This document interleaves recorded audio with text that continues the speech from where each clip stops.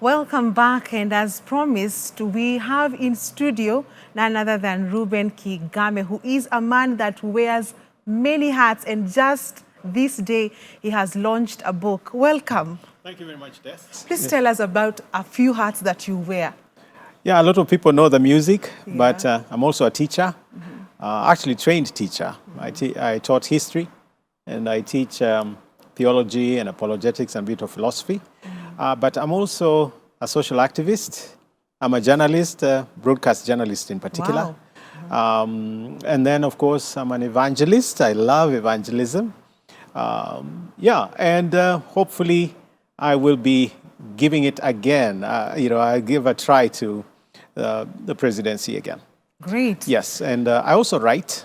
I write papers, I write songs, but I also write books. And we will get into the book that you've just launched today, because our main topic today is we're asking whether Kenya is really in an economic crisis. But before that, let's talk about the book. Yes.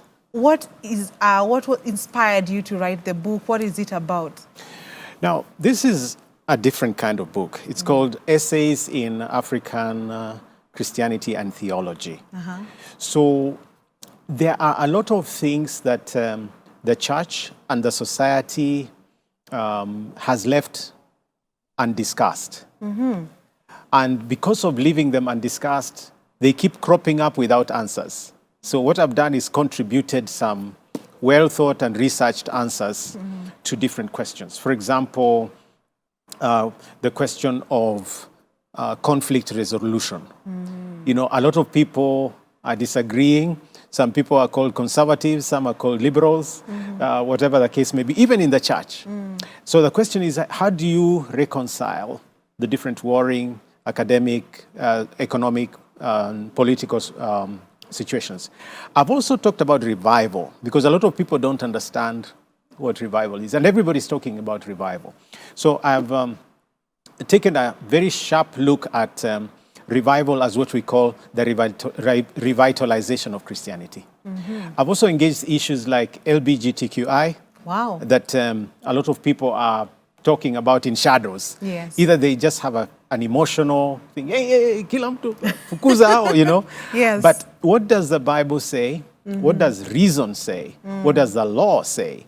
So the unique thing about this book is that it is evangelistic in a very unique way. Because I take on the ideological giants, the scholars, especially in the secular world, and engage with them on what they think about Christianity. So, for example, they have said Christianity is a white man's religion. And I engage that and I say, but the facts don't show that. Because Christianity was developed right here in Africa. Yeah. If you remember Simon of Cyrene, Cyrene is in Libya. He's the one who helped Jesus to carry the cross, you remember? If you remember the so-called Ethiopian eunuch, he was actually from Sudan. Oh. Yes. Yeah. And so we like to think Christianity is of the 19th century in Africa, but it was here actually shortly after the crucifixion of Christ. Yeah. And so I engage that. I engage the issues of racism and ethnicity and how the church should deal with it. There is a question, I don't know whether you've even thought about it.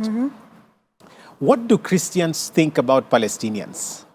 Good question. You see, every time we elevate Israel as if everyone in Israel is a Christian. So being Israeli doesn't mean you're a Christian. Yeah, we assume that they are Christians. Now, so if we love Israel and hate the Palestinians, so I'm asking, when the Bible says, for God so loved the world that he gave his only son, so that whosoever believes in him. So nobody is exempted from salvation. I'm not saying that we therefore condone what the Palestinians are doing to the Israelis. I'm also asking, how can the Palestinians stop all this anti-Semitism? You know, if you go to some Middle Eastern countries, Tess, the country Israel does not exist on the map. They hate Israel that much. Wow. And I'm asking the questions. How can you have a religion of hatred? So I want the scholars to answer me. And so I'm asking people like Ngugi wa Thiong'o, who say that Christianity is a Western religion. I'm asking them, is it because of the mistakes the colonial government did? Or are you equating the colonial government with the church? And then Christianity, according to them, came to Africa in the 19th century. No, but Christianity has been here before. So those are the questions I'm engaging, including issues of negritude, narrative culture, issues of how you name a church, and how important that naming. So when you call a church Fire International, for example. I saw another one today. Yeah. It's called Bottom Up Ministry. No, you're not serious. I am serious. Okay. I didn't discuss that. I've never heard of it. But so what do those names mean? So I go into what we call nomenclature, and that is what words mean. When you say maximum miracle center, what happens to the other components of the gospel? Is it just miracles? So there are all these different things, but there's something very unique about today's launch, and it is this. Please indulge So us. this is the Braille version. Wow. You see these dots? Wow. Yes, I do. Can you read Braille?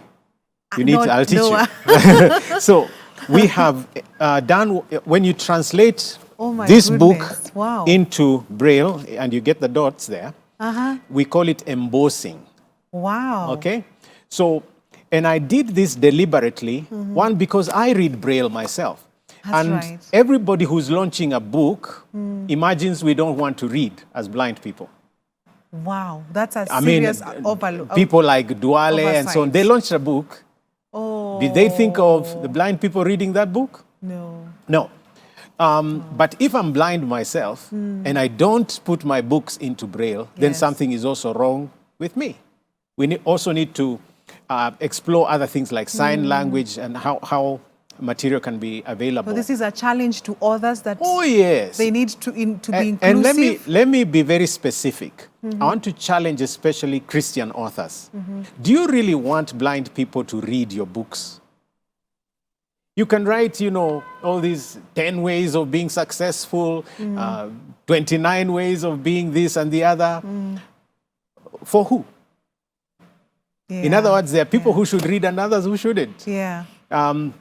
And I also challenge the government. I mean, I've heard you talk about the economic bill, the financial bill and so on. Is it in Braille?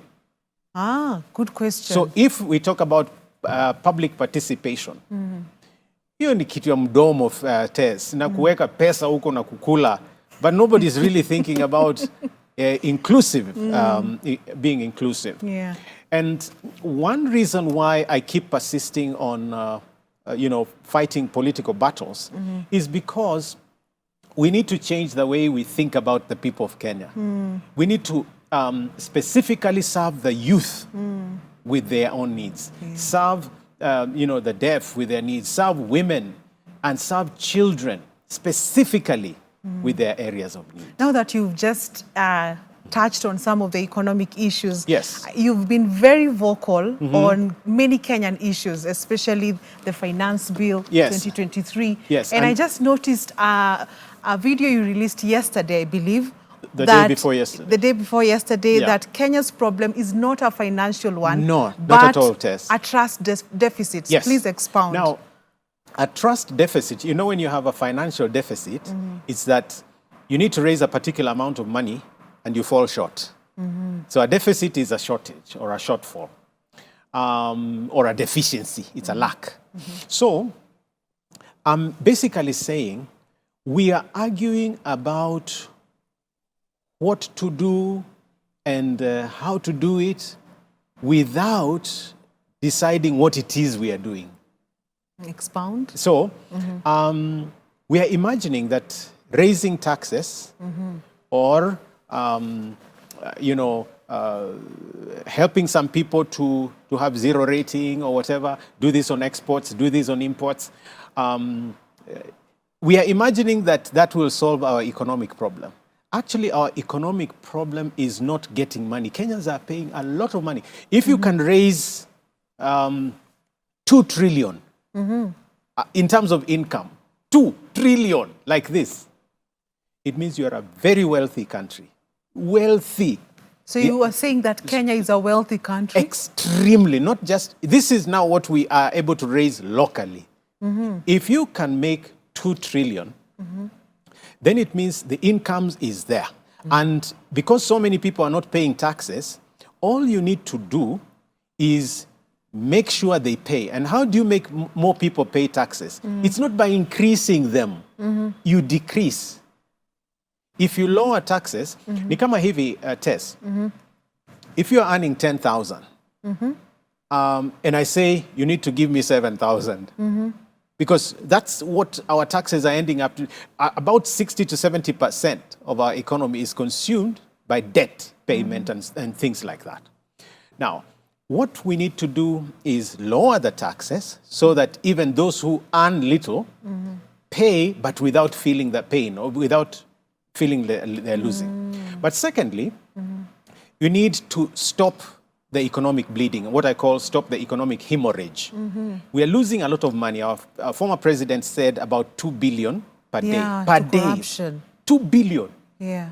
Oh Now, my goodness. If you multiply 2 billion times 365 days in a year, you are talking about losing close to 700 billion. Just, yani pesa zimeingia lakini umepoteza. Now, if we can raise 2 trillion and we are losing 700 billion, it means we could have raised 2.7 trillion. Yeah. Now, what is the current budget shortfall? We want to raise 3.6 or so, but the shortfall is of about 800 billion. Now, if the 800 billion is the shortfall, it means that we are able to raise the 2.7 if we stop the economic bleeding and raise it without borrowing. You see, that's the first thing. But there's something else. Every time we borrow money, you know, the Eurobond, you know, all these collateral, the commercial loans we get from China, from, you know, first of all, the interest rates are high, usually 6 to 7%. But you could borrow from the traditional, you know, World Bank, you know, IMF kind of sourcing with maybe 1.5 to 2%. So why Uhuru and Ruto went into commercial loans, only God knows. Why? But the flip side of those particular loans is that each time you get like a Eurobond and so on, it's supposed to do projects. You don't see the projects. You don't see the completion of projects. And when they complete the projects, they're inflated, like the expressway, the SGR, and so on. But every time we borrow, some money disappears and it is hidden in offshore accounts. That's why I was talking about the need to return what is outside, which is nearly a trillion, another trillion.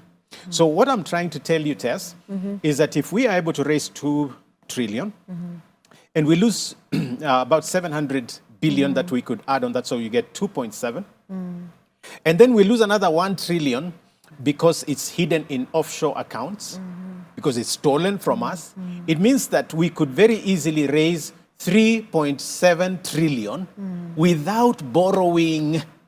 That is my point. Okay. So why are we borrowing when we have the money? That's my first question. So but the government says that it does not have money. You know, the government says it inherited empty coffers. Okay, you know, Tessa, the problem is, the problem is that many Kenyans are able to think or to reason, and many Kenyans have unanswered questions. Ni vile tu tuko wapole.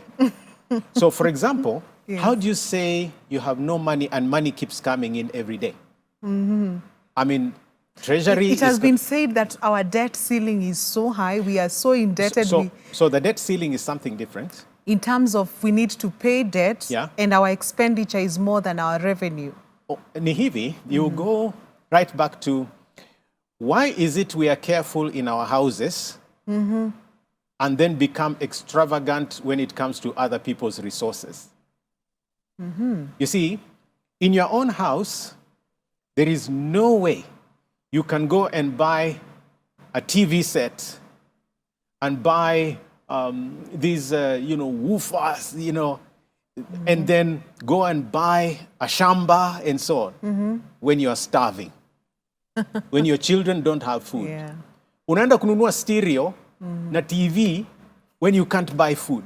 That is how our government is behaving. So nobody is saying that houses are bad. No. But we are saying, what is the point of building houses when you can't eat? And they think that when we say Kenyans are hungry, we are joking. People are dying, Tess. And the blood of these people will be upon this government's hands. It sounds like very hard, complicated things. But if you make policies that kill Kenyans, you are a murderer. So do you think that Finance Bill 2023 should not sail through, even though, remember that Kenya Kwanza legislators, in terms of numbers, are, if that is what we use, we could say that it has a high chance of going through. What's your take? Okay, two questions again. So I'm not saying the finance bill should not sail through. I'm saying it should not sail through the way it is. So amendments need to be made, corrections, because there is a finance bill every year. So that's not an issue. The issue is, why are they introducing all these measures that are going to kill the Kenyan, and they're introducing them all at the same time when the economy is depressed? So how do you tighten the rope when it is at my neck? Good question. It doesn't make sense whatsoever. And this is what I'm trying to tell the president over and over again. Si ati namchukia? No. I'm just telling him, think like a human being. Think like one of us. Think like a Christian. That's all I'm telling him. Because when it comes to the estimates, and first of all, why are we having budget projections up to about 3.6 trillion?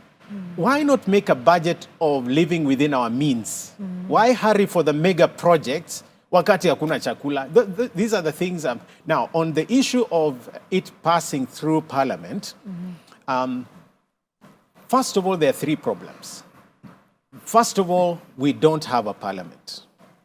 What do you mean? I mean that what we have are what we call an appendage. You have extensions of State House. Oh my. Yeah. What you have That's is... a serious... No. It's true because, in fact, what they are saying, it will pass anyway. Because these people were elected into power. Were they not elected? I wish I could define for you what an election is. And by the way, they can actually be elected in power. What they do with that power, delegated power, is something else. Now, but where is the abuse coming? It's not from Parliament to State House. It is from State House to Parliament. In other words, by the time the president is threatening, tunataka kuona wale watapinga. Okay? Now, where we have reached at that point is that Parliament will only do what State House or the executive wants. Is that what we voted for? Is that what we want? Is that constitutional? Absolutely not. Well, that makes sense. Yeah. So I'm saying, by the time you have do this or else, at home we say daddy ni dictator. In church we say pastor ni dictator. In the company we say huyo ni dictator, huyo manager. In State House we say he's a patriot, he's a one, somebody thinking about the bottom up. I don't understand how gullible we can be. And I'm just saying, as a human being, as a Christian, and as a Kenyan, this particular government is going the wrong direction. And I gave the example of the Titanic, where you say, tutafanya tu, tutaenda, whether the waves are bad. In fact, the captain of the Titanic said, even God in heaven cannot sink this ship. That's the analogy I was giving. You can't force anything on people. And you can't force, like, you remember the Kenya Airways flight that crashed in Douala? Why did they crash, Tess? Do you know why? The pilots were quarreling. Oh, no. Yes. They were quarreling. One was saying we should fly. The other was saying, no, but the weather is so bad. So what's your take in a nutshell? What are you saying that the government needs to do? I'm saying that the waves are bad. The skies are bad. The country is volatile. People are crying. People are hungry. People's children are at home, Tess. The youth in hostels are starving. You have paid the fees, but they are not able to eat. Oh, have you ever heard the phrase now that is being used, kuinama? Kuinama means you're so down and finished that instead of waking up to go to class, you sleep so that you hide the pangs of hunger. Oh, now that's what is happening to our youth. And we're basically saying, weka tax, toa help. The president is saying that the housing will create so many job opportunities, employment for the youth, which will in turn put money in their pockets, and they will also become taxpayers. And you know that the difference between someone who studies botany and zoology and someone who studies philosophy is this, that for philosophy, you have to assess even what you have just said. So you have interns here at Hope Media, for example, that are trained in journalism. Is the president saying that they will go and build houses? Those are the law students that are finishing. The president wants them to go and... What is the relationship between mortar and screws and bolts and legal justice? Well, good question. Even as we what is it I don't get? So many things to ponder on right there. Yeah, so we're not saying that the housing project is bad. And, you know, the CS Njenga, with all due respect,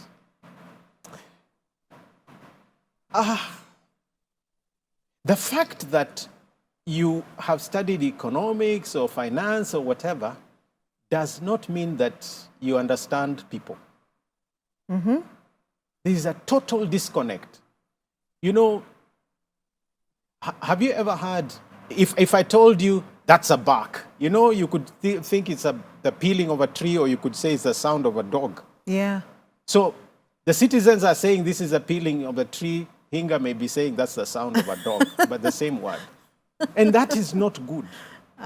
We have to calm down. You see, if everywhere people are saying, ngoja kwanza, wait. And you just say, ni sisi ndio experts tunaelewa. Somebody needs to listen. So just go on. We'll see where you reach. That's where I'd say, tutaona basi. Because what do I pay? How do I even pay the 3%? When I cannot take my children to school and I can't eat? Why would you take the 3% that I'm using to eat?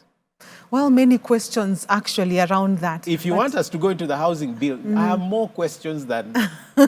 That's right. Yes. And not just you, so many Kenyans are raising those questions. Mi niko na nyumba. Okay? Yeah. Why would I pay? And they say, so that somebody else can have a house. But to do that, I and my employer, we need to raise for how many years? 7. If you raised 3% in 7 years, will you be able to build a house? You can't. You can't, Tess. So do you think there needs to be people need to be sensitized to understand what this means, and then there needs to be amendments to this bill? No. My emphasis remains, let's go back to the drawing board. Why do we have to raise more money when we have enough money? I'm arguing we have enough. In other words, kama dad akona 500,000 kwa account, why are we going to borrow money to buy food? Na dad kila jioni anaenda kukunywa na kulewa. So there is a mismanagement of resources? We will say, stop drinking, ama we negotiate, reduce drinking so that we can have food. But you can't borrow in order to have food when you have money to buy the food. Well, on another controversial subject, even as we wind up, on the Shakahola massacre that has shocked the world, what do you think about churches being regulated, regulation of religion? What's your take? My take is 1 Corinthians 6 says that we as believers will judge angels. And it asks, so can't you settle your own matters? Why do you have to even go as far as the secular courts and so on?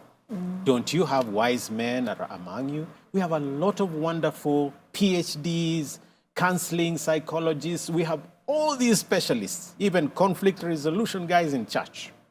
So my preferred approach would be, let the churches put up a body, like a union of the Catholic bishops, a conference of Catholic bishops, EAK, and NCCK. Let them come together and put up like a body that vets the registration and deregistration of churches.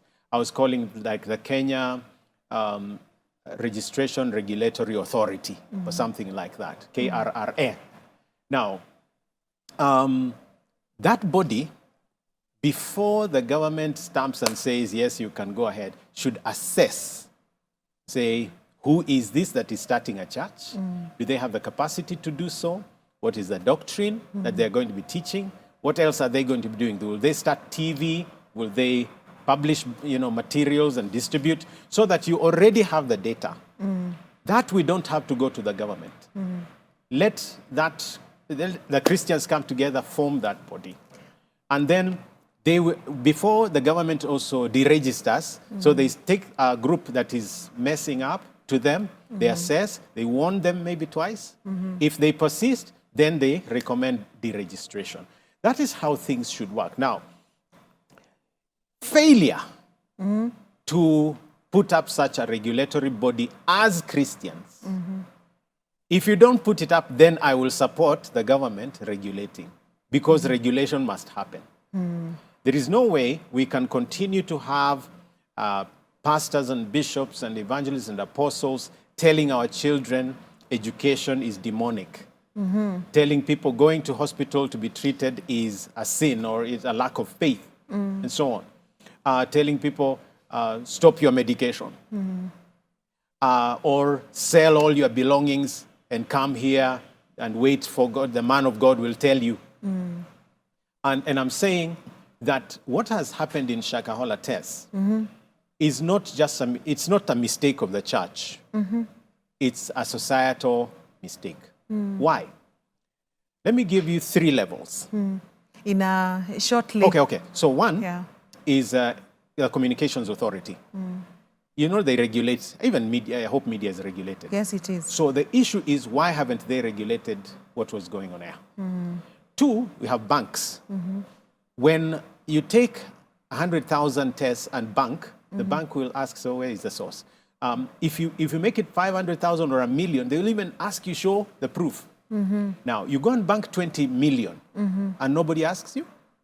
Someone slept on their job. Yes. And then the lawyers. The third level is the lawyers. If land is being passed from a member of a church to a pastor, they are land documents. Why is it that the lawyers are not able to flag the abuse of property rights? Even before you get to the church, some people are sleeping on the job. Yeah. And we hope that someone will wake up these people that need to take up their responsibility so that this never happens again. Yes, and especially for Kenyans to be vigilant and to have the spirit of discernment. John says in 1 John 4, test the spirits to see if they are from God. Don't just rush to join somebody because they wear a collar or call themselves man of God. So just give us your parting shot. Tell us where we can get your book, even as we congratulate you. Thank you very much. Certainly, you can get me online because it's just come out, and we'll be trying to get it to the bookshops as quickly as possible, like at All Saints Cathedral Bookshop, Keswick Bookshop. and other Christian bookshops. But you can call a very easy number and order, and it will be delivered. It's a 0720 229999. 0720 229999. And the book will be delivered to your doorstep. Thank you very much. Thank you. Any parting shot to Kenyans? I love you, Kenyans. I love you with the love of Christ. And let us seek the Lord while he may be found. Let us be careful not to be bought by deception. And lastly, these are difficult days. Two things must happen. One, let us learn to share the little we have. But also, let us learn to pray. And don't wait for someone to pray for you. Learn to pray yourself. Yes. Ladies and gentlemen, Reuben Kigame, a renowned social activist, author, many hats indeed that he wears. And thank you so much for honoring us with your presence on a very special day for you when you have launched this book. We really appreciate you. And that's where we conclude our conversation